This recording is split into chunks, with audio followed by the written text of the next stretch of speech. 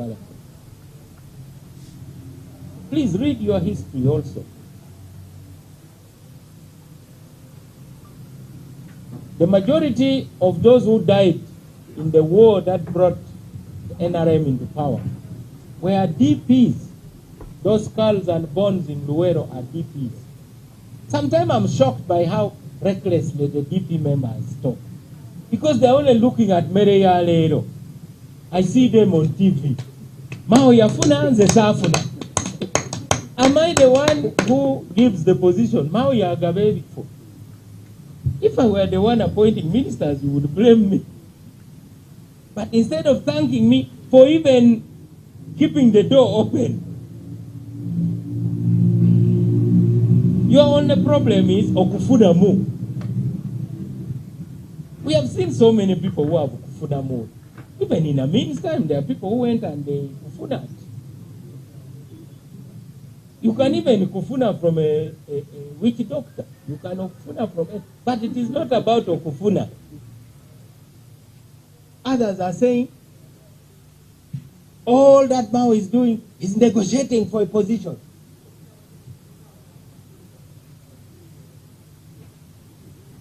That is not my intention. I don't think I would take all the risk I've taken.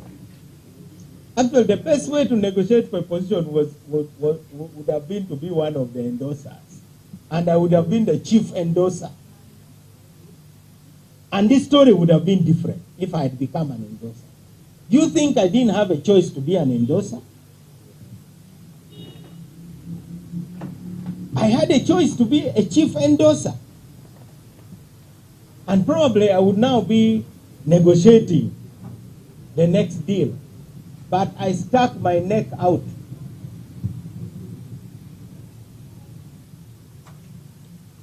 We cannot choose leaders through improvisation. Fortunately, these few weeks we have seen a lot. We have now realized that actually maturity does not come with age. I've seen old people acting like adolescents.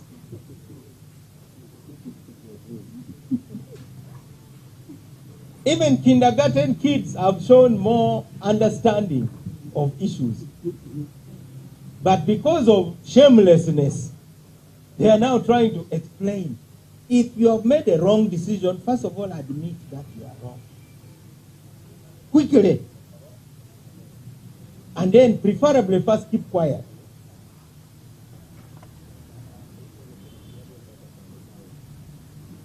I saw the endorsers, the way they flocked to Mukono the other day, hugging everyone that was there. And I'm sure they have now blocked the other number now.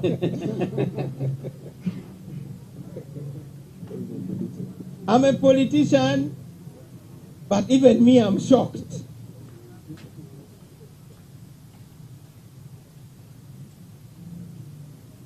That's why I said we have now realized that maturity does not come with age. When I was last here, I told you that we had already won the spiritual war.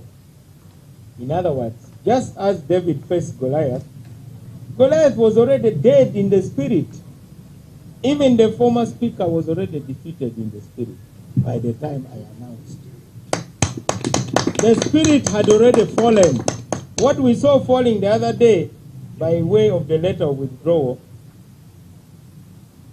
was merely the body following the spirit. The spirit was long dead. Because we believe in prayer. And I have said God still has something to say about this. And you people are going to be shocked. I'm going to come back here next week. Because the election is on Monday. On Tuesday, I'm going to come here. Unfortunately, I won't be wearing that horse hair. Those are going to be among the first changes of decolonization. It's a very hot country. We're in the tropics. Even in Britain, they no longer wear it. I think the last person, it was this lady, Boothroyd. who abandoned it. They don't wear it now.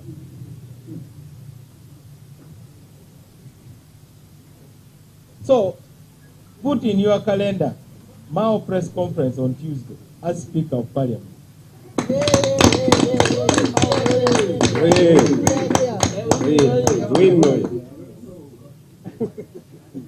This has to happen so that you people can know that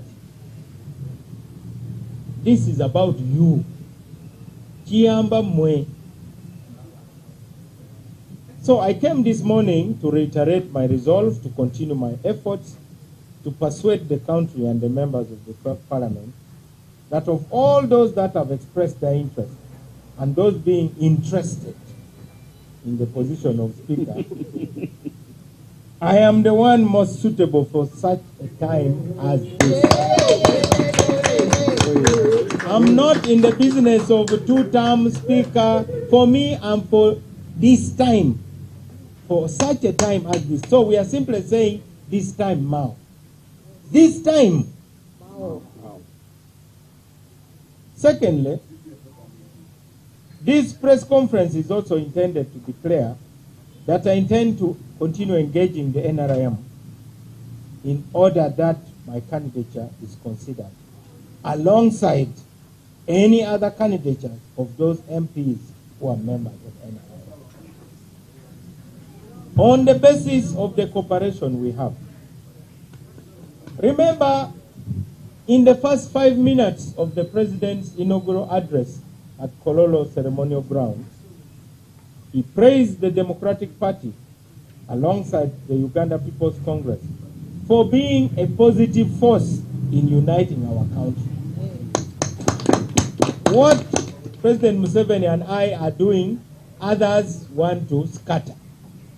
Tuzimba bazimbulula.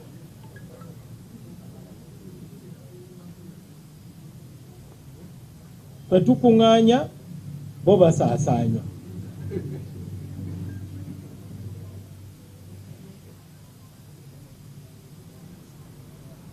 I know the role of the Speaker.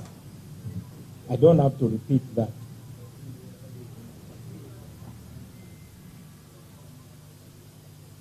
I know what it is like to moderate debate.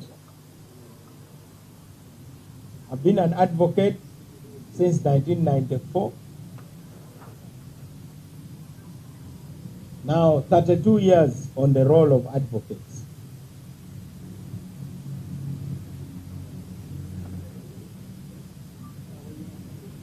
So, what is the thinking behind my insistence that the NRM has a lot to gain by rallying behind me? Because I understand the challenges. I don't know how many of you have read President Museveni's book, What is Africa's Problem? Today I ask, what is Uganda's problem?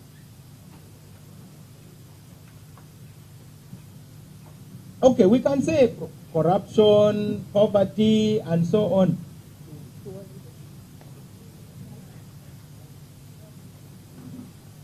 The candidate being interested in the position of Speaker and I are answers to different questions.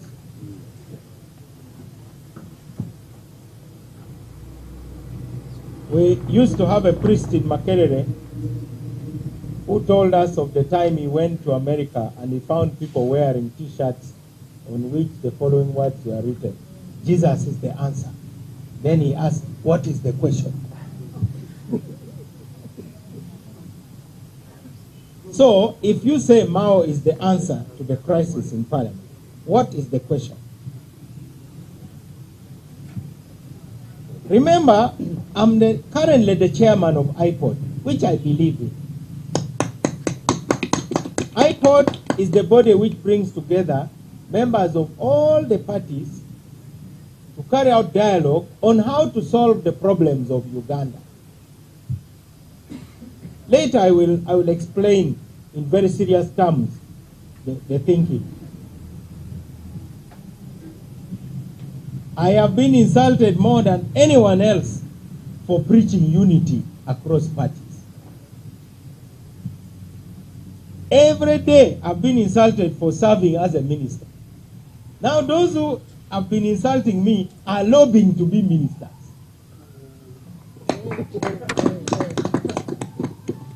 Even members of DP, the DP members who held a press conference and even broke my portrait in Parliament, they are the ones who accompanied Honorable Nsibambi to State House. When the time for photos came, they ran away. Why do you do something you don't believe in?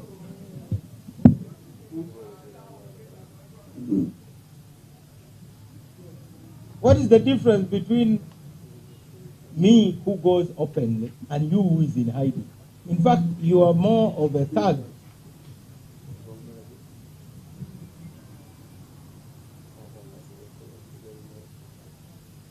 When I announced that I was going to be speaker, even members of my own party descended on me. They prophesied. And now the prophecy is in the dustbin.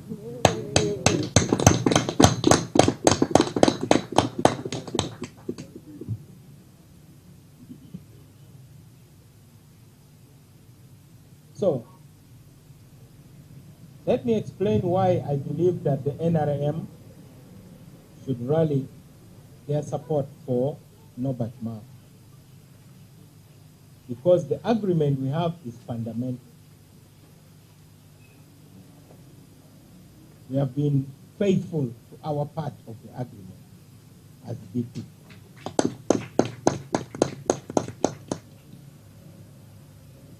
We have served faithfully. The NRM has not kept all its commitments. And many times I'm being attacked from within my own party. They say, we were supposed to get another position. You are there alone. What are you doing there? What are you doing about this? I've written so many letters. I've raised these issues with the president. Even when the opportunity came and there was a reshuffle and other people who were out of cabinet were brought in, DP was still ignored. So the question is, if the unity of Uganda is the precondition for tackling the problems we face, then why should we undermine unity by saying that now you are NRM? That is the reason why the president invited me to Chankwanzi. Against the wishes of Mama Rolls Royce.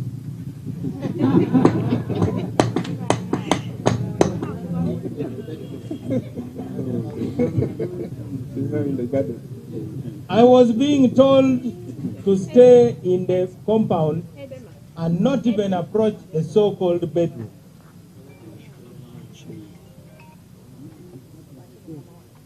So, I was invited to Chankwanzi. That should give you a signal that the president is serious about the nucleus of the unity. You can have unity. You can have unity with other political parties. You can invite members of the opposition to meet with them. But everything must have a nucleus. And the DP-NRM cooperation is the nucleus of the broader unity of Ugandans as we make that leap forward. It is not about positions. It's about what we want to achieve.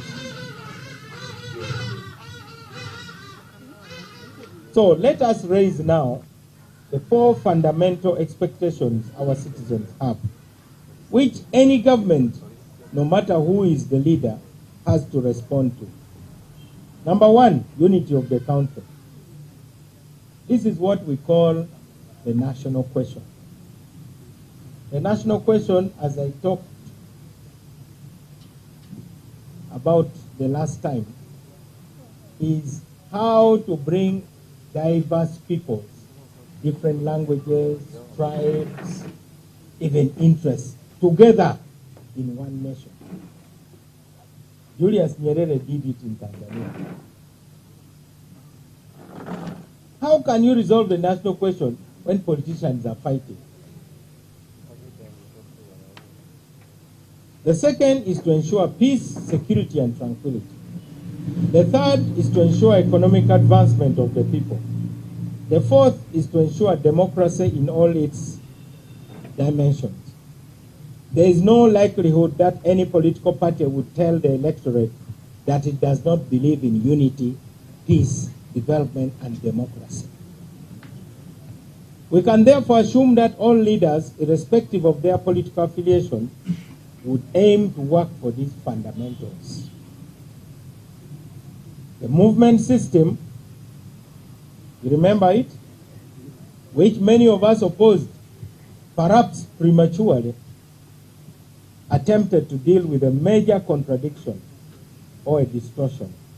Namely, that despite all the parties claiming to be promoting the same fundamentals, yet every 5 years the voters are required to select on the basis of some superficial differences a party to perform the tasks that in fact all the parties agree should be done. If all the parties in Uganda, DP, UPC, NRM, NUP, PFF, and so on, all agree that we need unity, peace, development, and democracy, then the question is, what are we thinking when we go into the election and we say, all these people agree on what needs to be done, but you choose one of them?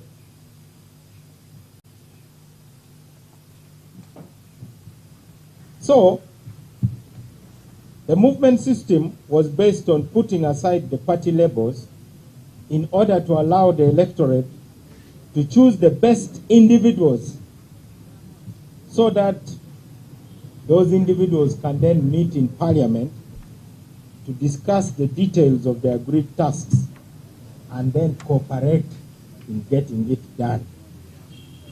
That is the reason why in 2022 we agreed to cooperate.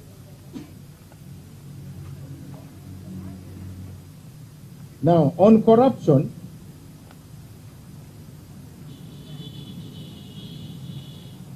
this is just a small battle won. I don't think we are yet even 20% in the war against corruption. This is a very, very small victory. So let us not jump around too much. But these are my thoughts on corruption in Parliament. I already told you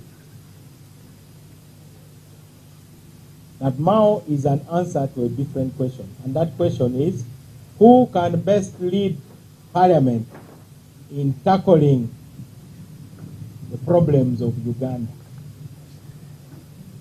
including fighting corruption? I agree that the greatest vulnerability of the Parliament today is not only the appearance of corruption, but the reality of it. Therefore, if we are to consolidate the institutional power of the Parliament, we have to not only focus on the problems in the delivery of services, enforcing laws, and representing the public interest, but also to fight corruption. There are many reasons why corruption has to be fought. Since our biggest challenge is underdevelopment, we have to tackle impediments to development. Corruption is the biggest impediment to development. Corruption impedes economic development in a number of ways. When officials with political power demand bribes, resources go into private pockets instead of being channeled towards production. This becomes a great distortion of economic incentives. Corruption is also a kind of regressive tax upon the population. All countries have petty corruption. You know, the type which is carried out by poorly paid officials. But the largest amount of stolen money goes into the pockets of elites who use their power to divert resources meant for the general population. Public officials who seek payoffs in the form of bribes in order to do their work waste a lot of time and delay projects. Wealth creators spend valuable time chasing officials to make decisions instead of focusing on running their businesses. At the same time, officials spend most of their time in a kind of gamesmanship to seek private gain at public expense.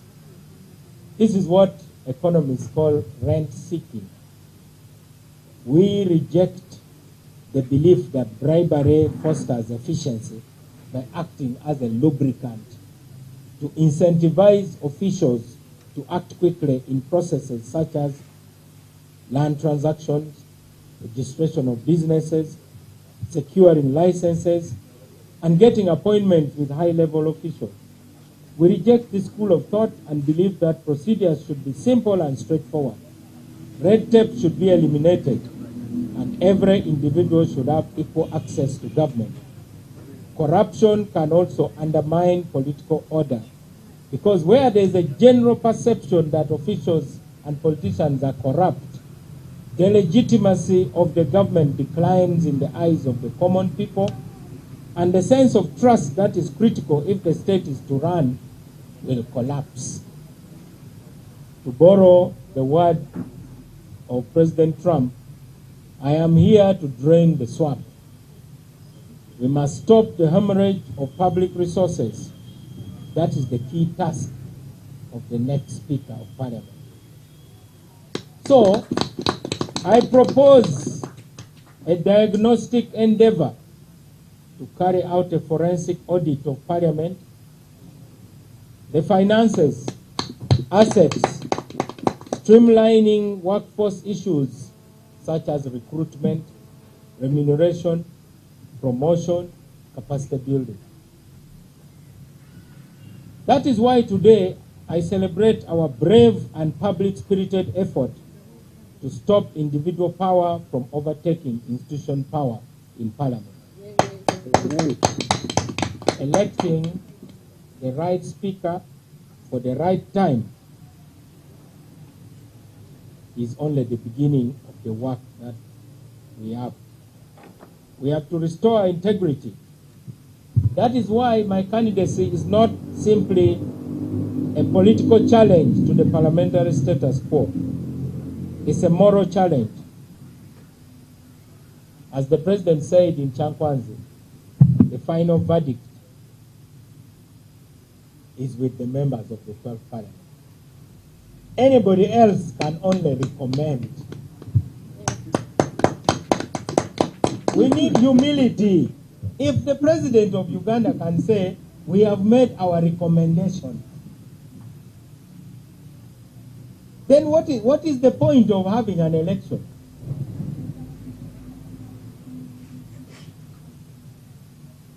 But more importantly, power must be driven by purpose. The office of Speaker is very powerful. It gives you an opportunity to do good things, but it can also give you an opportunity to do bad things, as we have seen. Power without purpose will lead to a disaster. And that purpose must be based on the interests of the people of Uganda. We want a speaker who will lead with purpose. We don't want a speaker who is a project.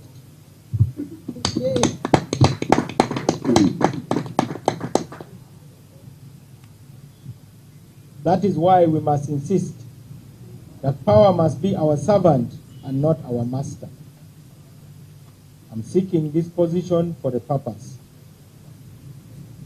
Over the weeks, I've stated my record, I've stated my journey. I've outlined the charge of the position, and I've consistently declared the purpose for which I seek the position.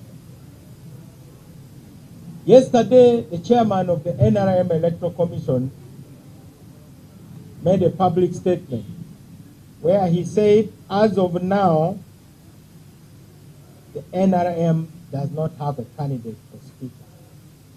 He said it.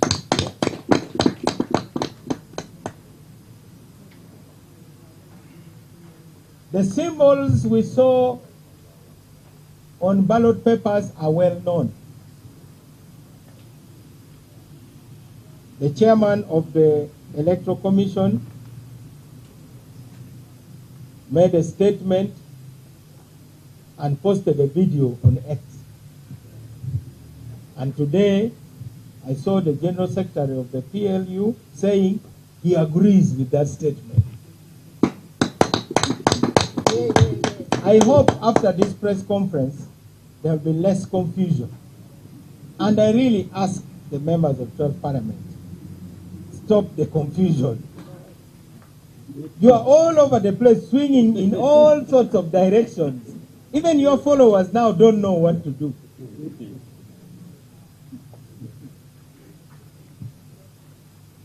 The person who made the pronouncement in Mukono has said he now agrees with what the chairman of the NRM Electoral Commission has said. And this is a summary of what the chairman of the Electoral Commission said. First, he talked about the qualification of a speaker.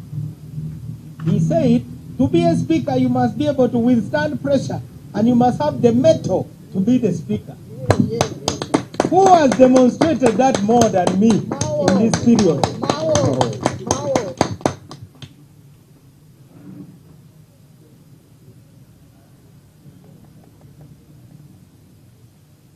And he said that the stepping down from being a candidate by the former speaker has, and I quote, set the ground for a new process.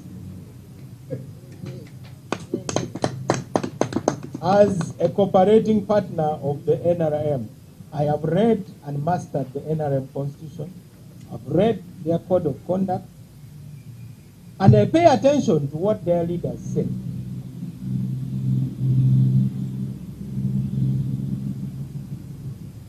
After all, if you are seated in a vehicle which someone else is driving, you have got to watch how they are driving. He said that the choice is now on the party to do the roadmap. He then said, the chairman will guide us on the roadmap. But he also mentioned the relationship between the NRM and the PLU. He called the PLU a pressure group.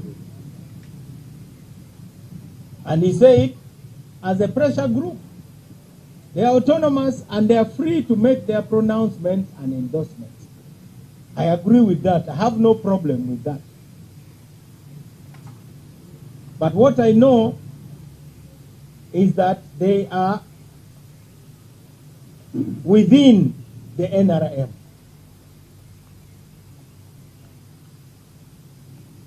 He also said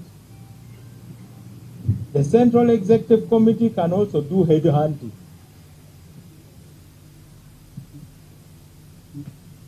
So, he has clarified on that statement, the Mukono pronouncement. What we want to avoid is improvisation. Someone who has not actively shown interest, being interested, and therefore appearing to be a project. That reminds me of a president called Godfrey Binaisa. You know, Godfrey Binaisa was lobbying to be, I don't know whether an ambassador.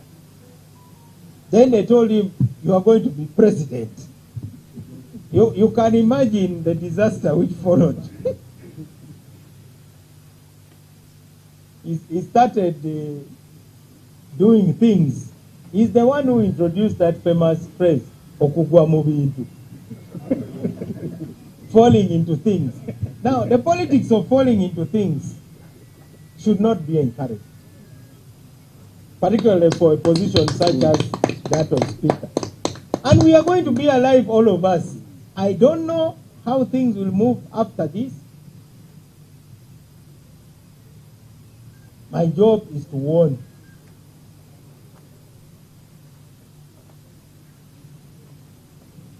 But I'm also a respected elder within the PLU, as you know. So let me offer some advice. And this is not the first time I've offered advice. The first advice I gave one time was when some of them wanted to register a political party. And I told them that we also face that dilemma as members of Uganda Young Democrats, UYD. There was a time we were so frustrated with our party. It appeared stuck, they were bickering, they were slow. We wanted to form a party.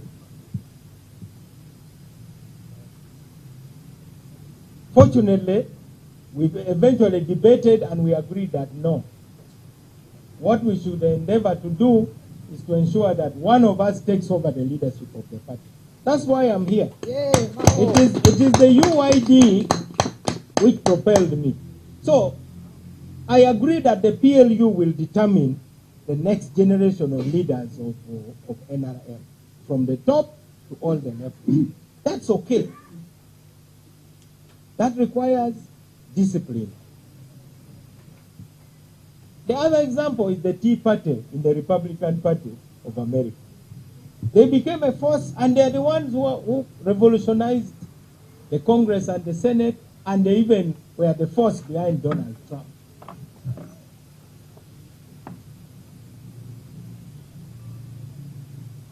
Now, in a situation where any survey, any of you in the media, you have seen all surveys that have been done online, offline. Even if you go to the border stage now and you ask, who do you want to be the speaker? They will say Mao. Mao. I have seen the debate which has followed the Mukono pronouncement. It is mixed.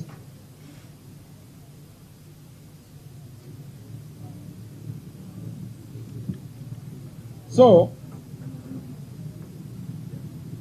we have got to avoid the politics of falling into things.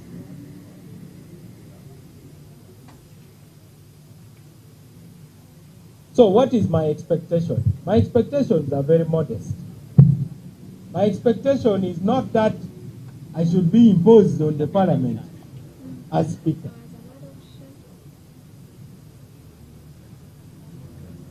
Not to say tumulese. It should be aze tumusimye. You first have to come, then you are appreciated. You cannot be brought.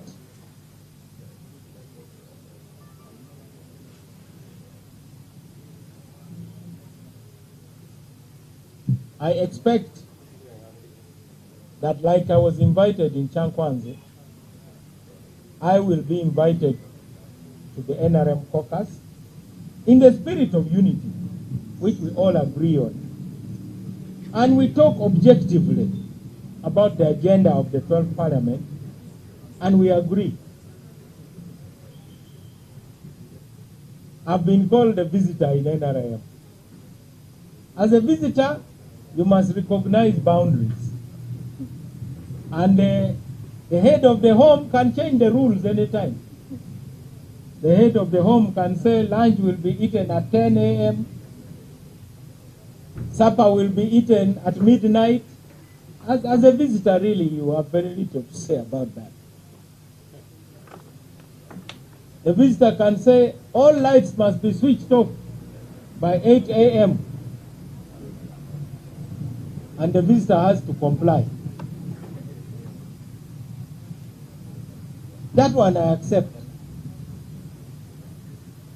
So, what I believe is that there should be clear processes. But if one is locked out, then you feel that you have not been treated well. I'm glad the president intervened and I was not locked out of Chankwan. I believe I'll not be locked out of facing the caucus, which is the caucus of the voters.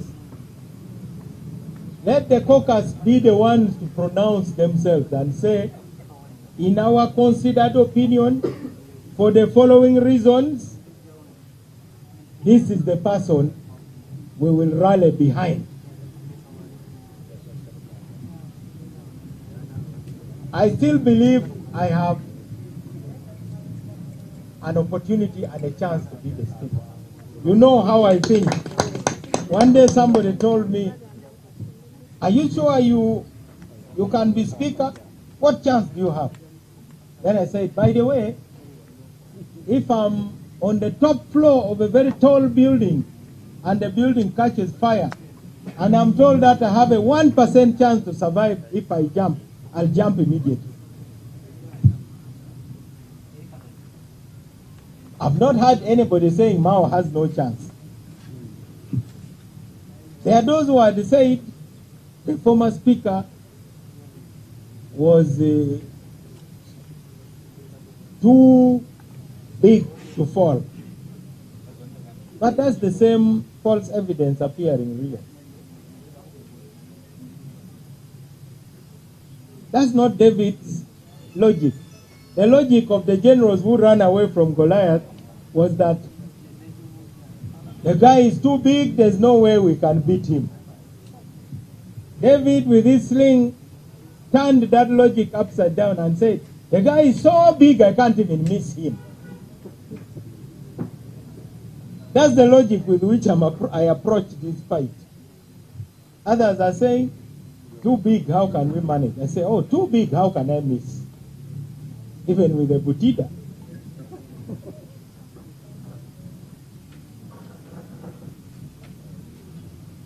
Let me now speak about the opposition finally. Life is very ironic. The opposition should thank me. You were supposed to be walloped. You heard it.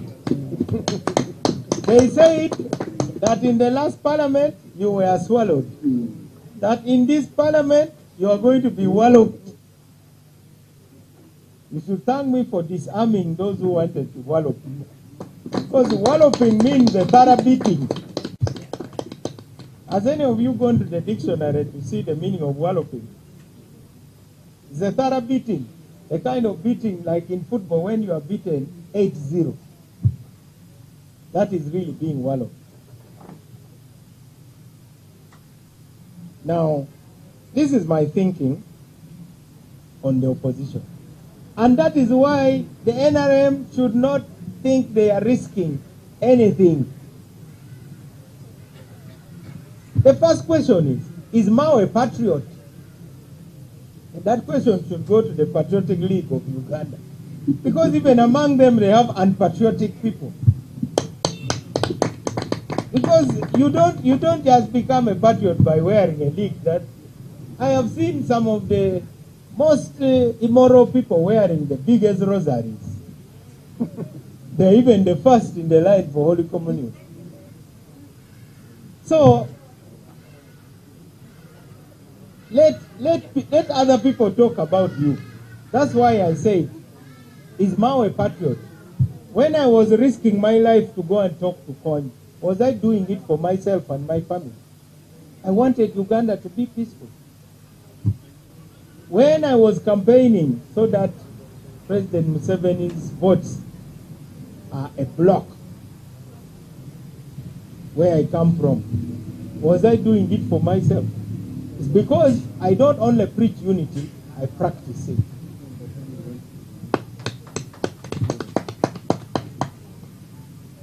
I have been to many countries, Congo, Rwanda, Burundi, Kenya.